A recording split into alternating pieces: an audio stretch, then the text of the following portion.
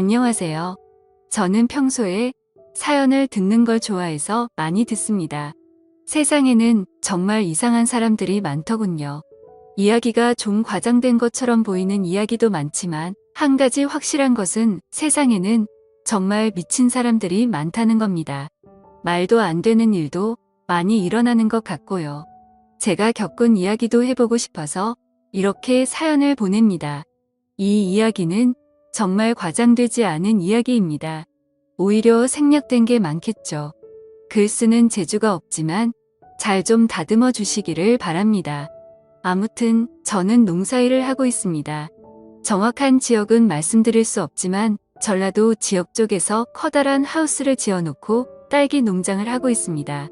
딸기 농사는 수익이 짭짤합니다.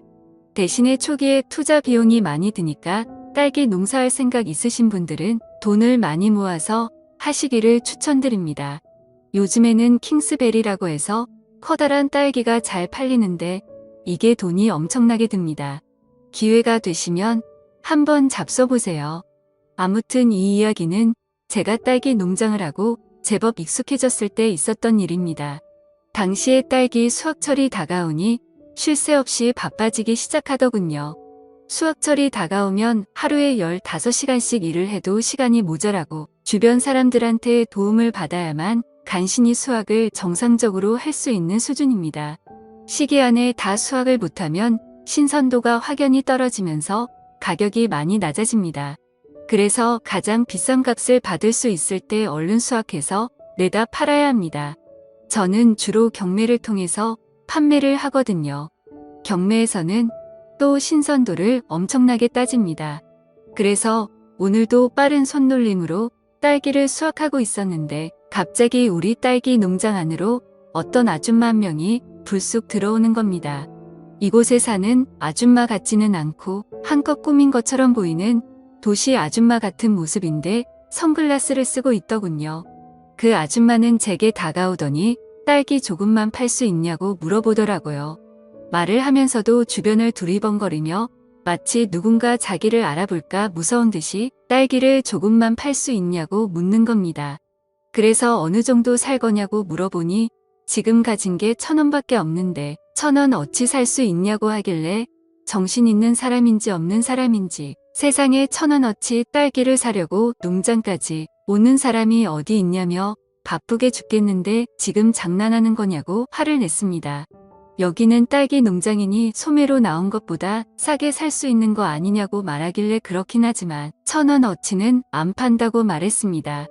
그러자 그 아줌마는 그러냐며 아쉬운 발걸음을 떼며 딸기 농장에서 나갔습니다. 안 그래도 일손이 부족해서 예민한 상황인데 저런 이상한 말을 들으니까 기분이 안 좋더라고요. 전 속으로 무슨 도시에 사는 사람들이 더 도둑놈 신보가 있다고 생각했고 딸기 농장에 선글라스까지 끼고 와서 1,000원어치 사겠다는 게 참 어이가 없었습니다. 세상 물정을 저렇게도 모르는지 혀를 끌끌 차며 다시 딸기 따는 일을 시작하고 있었는데 핸드폰 알림음이 울려서 문 앞쪽으로 택배가 왔다는 문자를 보고 나가보니까 택배 상자가 하나 놓여 있었습니다. 그런데 아까 선글라스를 끼고 있던 그 아줌마가 집에 안 갔는지 딸기 농장 밖에서 쭈그리고 앉아 있었습니다. 마치 모든 걸 체념한 듯 햇빛을 피해 그늘에 앉아 있길래 전 아직 안 가고 거기서 뭐 하냐고 말하니까 기다릴 사람이 있다고 하더군요. 전 그러냐며 별 대수롭지 않게 생각하고 다시 농장 안으로 들어가서 일을 하려고 하니까 갑자기 그 아줌마가 저를 불러 세우더라고요. 또 무슨 헛소리를 할까 싶어서 그냥 무시하고 안 가고 싶었지만 대뜸 일할 사람이 별로 없어 보이는데 사람은 안 구하냐고 물어보는 겁니다. 전 그래서 사람이 필요하기는 한데 그쪽이 여기서 일할 거면 생각도 하지 말라고 했습니다.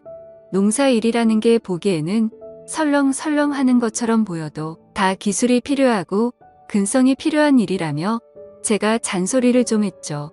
그래도 그녀는 할 수만 있다면 지금부터라도 하고 싶다면서 가능하냐고 물어보더군요. 그래서 전 좀 전까지 누구 기다린다고 하지 않았냐고 하니까 오늘은 안 만나도 된다며 일단 일 시작하고 싶은데 일 시작하면 일당이 얼마냐고 묻더라고요. 일당 6만 원 드린다고 하니까 그녀가 고민을 하더라고요. 안 그래도 시간 없어 바쁘 죽겠는데 빨리 할 건지 말 건지 대답하라고 했습니다. 그러자 그녀는 3만 원만 받을 테니 재워주고 밥도 달라고 하더군요. 저는 그 말을 듣고 또 어이가 없었지만 아까처럼 1,000원어치 딸기를 사겠다는 것보다는 들어줄 만해서 일단 알겠다고 했습니다. 이 여자도 무슨 사정이 있으니까 여기서 이러고 있는 게 아닐까 싶기도 했고 무엇보다 일손이 부족해서 제 입장에서도 그다지 나쁘지 않았습니다. 오늘 하루만이라도 괜찮다는 생각이 들어서 일단 알겠다고 옷부터 갈아입고 일을 시작하자고 말하니 아줌마는 고맙다며 저에게 인사를 했고 그렇게 바로 그 아줌마는 딸기 수확하는 일에 투입돼서 일을 시작했습니다. 그 아줌마는 제가 가르쳐준 대로 몇 바구니 좀 따나 싶었더니 갑자기 아줌마가 저에게 하루 종일 제대로 먹지 못해서 일이 손에 안 잡힌다며 딸기 한 바구니만 먹고 시작하면 안 되냐고 하길래 그럼 그러라며 딸기 한 바구니를 건넸고 그 아줌마는 정말 맛있게도 먹었습니다. 며칠 동안 굶은 사람처럼 딸기를 먹는데 옆에서 보고 있는 제가 다 입맛이 돋더라고요. 그래서 저도 옆에서 같이 한 바구니를 먹었습니다. 그렇게 한 바구니를 뚝딱 해치우더니 이제 살 것 같다며 다시 열심히 일을 하더라고요. 가끔 대학생들이 농촌 생활 경험한다고 10명씩 오곤 합니다. 근데 저 아줌마는 도대체 무슨 사연이길래 이 시골까지 와 가지고 저러고 있는 걸까요? 그렇게 한참을 일하니 점심을 먹을 시간이었고 전 아줌마에게 점심을 차려줬습니다. 그랬더니 이 아줌마 점심도 정말 며칠 굶은 사람처럼 개걸스럽게 먹었습니다. 이렇게 개걸스러운 이미지였으면 애초에 선글라스를 쓰지 말든지 똥폼이라는 똥폼은 다 잡아놓고 이제 와서 저러나 싶었습니다. 전 그 모습을 보니 궁금한 게 많아서 도저히 안 될 것 같아. 댁이 어디냐고 물으니까 서울에서 왔다고 하더군요. 근데 여기까지 어쩐 일로 왔냐고 물으니 사실은 놀러 왔다가 길을 잃었다고 하는데 도저히 믿어지지가 않았습니다. 대한민국이 무슨 방글라데시 시골 변두리 마을도 아니고 어디서든 전화도 되고 경찰을 불러서라도 집에 가면 되는 거 아니겠습니까? 지금이 조선시대였으면 제가 이해해 줄 수 있겠지만 이런 세상에 길을 잃었다고 집에 못 가는 건 말이 안 된다고 생각해서 저는 이 여자가 무언가 숨기는 게 있다고 확신했습니다. 그래서 살짝 떠보기 위해서 길을 잃었으면 같이 놀러온 일행에게 전화하면 되지 않냐고 물었습니다. 그러자 아줌마는 제 질문에 대답도 하지 않은 채 웃으며 허겁지겁 맛있게 밥을 먹기만 하군요. 여러모로 수상했지만 어차피 커다란 농장에서 뭐 훔쳐갈 것도 없을 것이고 일이나 하고 집으로 가겠지 싶어서 일이나 시켜야겠다고 생각했습니다. 사실 이 여자가 무슨 사정을 가지고 있는지 그다지 궁금하지도 않고 중요하지도 않거든요. 그렇게 점심을 먹고 우리는 다시 일을 시작했고 드디어 딸기 농장에서의 하루 일과가 끝이 났습니다. 오자마자 10시간을 넘게 일했는데도 생각보다 군소리 없이 끝까지 하더군요. 처음 치고 이 아줌마 제법 일을 잘해서 그런지 그래도 저 혼자 할 때보다 수월하게 끝난 것 같았습니다. 아줌마는 저에게 어디서 자면 되냐고 하길래 따라오라고 하며 제가 살고 있는 집으로 안내했습니다. 아줌마는 저를 따라오면서도 집에서 혼자 사냐고 물어보시더라고요. 저는 그렇다고 짧게 대답했습니다. 왜 지금까지 혼자 살고 있는지 저의 개인적인 이야기까지는 하고 싶지 않았거든요. 사실 아내는 저와 이혼도 하지 않은 채 집을 나갔습니다. 저는 시골에서만 자랐기 때문에 도시 여자란 결혼하는 환상을 가지고 있었거든요. 살다 보니 어떻게 인연이 닿아서 도시에서 자란 여자와 결혼을 해 고 아내와 함께 이곳 딸기 농장에서 일하며 살았습니다. 근데 도시에서 자란 제 아내는 1년도 여기서 못 견디고 바로 집을 나가 버린 거예요. 아무런 연락도 없이 갑자기 사라진 아내를 행방불명으로 신고해놔 그 이후로도 아내를 찾을 수가 없었습니다. 아내는 어릴 때부터 고아로 자랐다며 심지어 연락할 가족조차도 없더군요.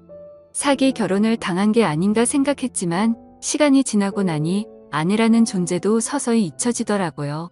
그 이후로 수소문을 통해 듣자 하니 아내는 다른 남자와 살림을 차렸다는 소문이 있었습니다.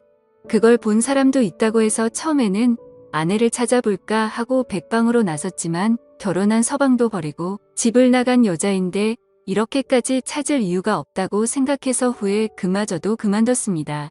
그게 벌써 20년 전 일입니다. 아내를 찾아도 다시 아내와 살기는 어렵고 그 많은 세월을 혼자 살다 보니 이렇게 혼자 사는 게 더 편하다는 생각도 들더군요. 당시에도 노총각 딱지를 떼고 마지막에 결혼한 거였는데 결혼하고 나서 1년도 안 돼서 아내가 집을 나간 저는 그 이후로 노모를 모시며 딸기 농장을 일구어 나갔습니다. 그런데 이제 노모마저도 돌아가시고 이렇게 저 혼자 딸기 농장을 꾸려나가고 있었습니다. 그래서 저는 이런 저의 복잡한 가정사를 처음 보는 아줌마한테 굳이 말하고 싶지 않았습니다. 일행들한테 전화해서 집에 가면 되지 않냐고 물어본 제 질문에도 그녀가 대답하지 않았으니 저도 그냥 대답을 하지 않았습니다. 그렇게 집에 들어와서 선글라스를 벗은 그녀의 얼굴을 보니 한쪽 눈에 멍이 시퍼렇게 들어있었습니다. 그러면서 거울을 보며 멍든 자국을 오목조목 살펴보는데 꼭 누군가에게 맞은 느낌이더라고요. 아줌마는 그 뒤 살짝 눈물을 훔치는 것 같았습니다. 저 아줌마에게 분명 사연이 있는 것 같았습니다. 서로 개인적인 건 물어보지 않았습니다. 일단 저도 저의 개인적인 이야기를 하고 싶지 않았고 그녀도 개인적인 얘기를 하고 싶지 않은 것 같더라고요. 그리고 무엇보다도 딱히 그녀에 대해서 궁금하지 않았습니다. 그래서 더 신경을 끄고 조용히 저녁을 먹기나 했죠. 저녁 먹는 김에 제가 직접 담근 딸기주도 가져와서 저 혼자 마셨습니다. 그 여자에게 주기 아까웠거든요. 근데 그 아줌마는 제가 꺼내온 딸기 술을 보더니 뜬금없이 술이라면 아주 진절머리가 난다고 했습니다. 그래서 왜 그러냐고 하니까 사실은 자기 남편이 술만 마셨다 하면 사람이 180도 바뀐다고 하더군요. 그 말을 들으니 왠지 저 아줌마 얼굴에 멍도 남편이 때려서 생긴 것이라는 생각이 들었습니다. 그리고 저 아줌마가 남편한테 맞고 서 도망치듯 집을 나왔다고 하는 생각으로 추론이 됐습니다. 아무튼 전 그 아줌마가 좀 안 됐다는 마음이 들더라고요. 아줌마는 제가 딸기주를 한 잔 따라서 마시는 걸 보더니 갑자기 제 잔을 빼앗고서 자기도 한 잔 마시겠다며 벌컥벌컥 마셨습니다. 제가 아끼는 술인데 왜 저의 허락도 없이 이렇게 마시는 걸까요? 방금 전까지 술에 진절머리가 난다더니 이제는 제가 이 아줌마한테 진절머리가 나더군요.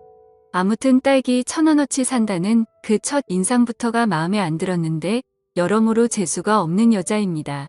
그러면서 갑자기 오늘 낮에 자기가 일한 거 어땠냐고 물어보기에 전 그 정도면 충분히 일당받고 일할 자격 있다고 말했습니다.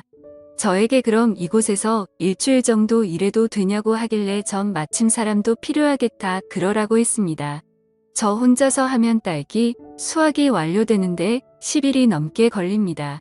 근데 이 사람까지 있으니 일주일이면 딱 쉬기도 좋다고 생각했거든요. 신선한 딸기를 더 비싸게 팔 수 있으니 이득이라고 생각했습니다.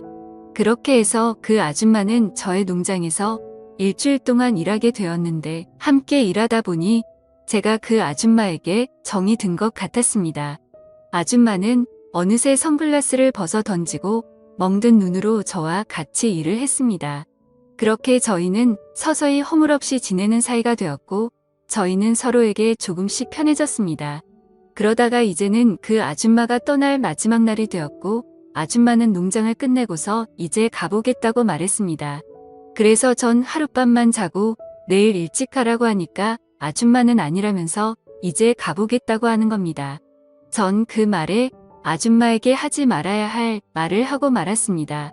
남편이 때리면 집 나오면 되는 거고 그 남편과 안 살면 되는 거 아니냐고 했습니다.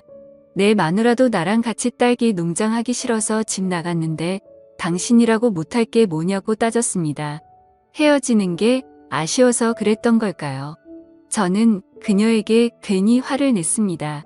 그제서야 아줌마는 참았던 눈물을 주룩주룩 흘리더라고요.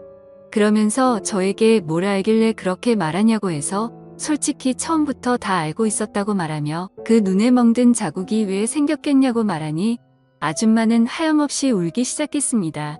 전 안 되겠다 생각해서 그 아줌마를 안아줬고 아줌마는 제 품에 안긴 채 더 서럽게 울었습니다. 그러다가 저희는 한 방에서 같이 잠을 자게 되었는데 아침에 일어나 보니 저희는 연우 부부와 다를 게 없었습니다.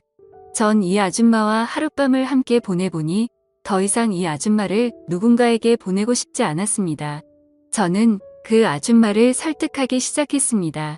나랑 같이 살자고 말 안 할 테니까 일단 그 남자한테서 벗어나야 하는 거 아니냐고 같이 남편을 찾아가서 말하자고 했습니다. 처음에는 거부하던 그녀였는데 그럼 계속 지금처럼 맞고 살 거냐고 물어보니 절대 그렇게 살고 싶지 않다고 하더군요. 내가 옆에서 도와줄 테니 같이 남편에게 찾아가자고 말을 했고 그렇게 그 남편과 마주 앉아서 이야기를 나누기로 했습니다. 그녀의 집에 도착하자 집은 난장판이었고 허름했습니다. 오랫동안 이야기를 나눴는데 그 남자는 이혼하는 조건으로 500만 원을 요구하더군요. 솔직히 돈을 이야기하길래 이혼하려면 1억 원 가지고 오라고 말할 줄 알았는데 겨우 500만 원이라니 자기 마누라에 대한 값어치가 정말 그 정도라고 생각했던 걸까요? 그래서 그 자리에서 현금으로 500만 원을 바로 꺼내줬습니다. 제가 딸기 농장을 가지고 있는 사람인데 그 정도 돈이 없겠습니까? 그러자 그 남자는 술값을 벌었다며 제가 준비해온 이혼 서류에 바로 도장을 찍더군요. 갑자기 딸기 농장에 찾아와서 일을 하겠다는 아줌마나 돈 500만 원에 바로 이혼 서류에 도장 찍는 이 남자나 거기서 거기라는 생각이 들기도 있습니다. 세상에는 정말 미친 사람이 많은 것 같아요. 그 뒤로 2년이라는 시간이 지났습니다.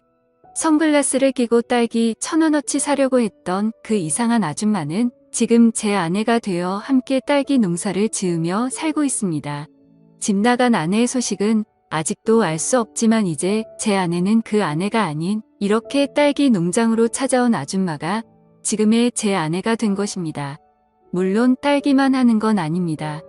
딸기 농사를 하려면 커다란 하우스가 필요한데 하우스가 상당히 좋은 거라서 딸기뿐만 아니라 이것저것 많은 농사를 짓을 수 있습니다. 매년 365일 열심히 농사를 짓으며 살고 있죠. 새롭게 맞이한 아내인 만큼 탐스럽게 열린 딸기처럼 자식도 낳고 행복하게 살아가고 싶습니다. 근데 이 이야기가 전부가 아닙니다. 시골에서 살다 보니까 정말 별별 일이 다 생기더라고요. 다음에 기회가 되면 또 이렇게 사연을 보내보겠습니다. 저희 마을에 유명한 개장수가 한 명 있는데 그 사람에 대해서도 참 할 얘기가 많습니다. 세상에는 정말 상상도 할 수 없는 미친 사람들이 많다는 걸 느꼈거든요. 저와 제 아내에 대한 이야기는 여기까지입니다. 긴 사연 들어주셔서 감사합니다. 구독과 좋아요, 알림 설정 눌러주세요. 그럼 모두들 행복한 하루 보내세요.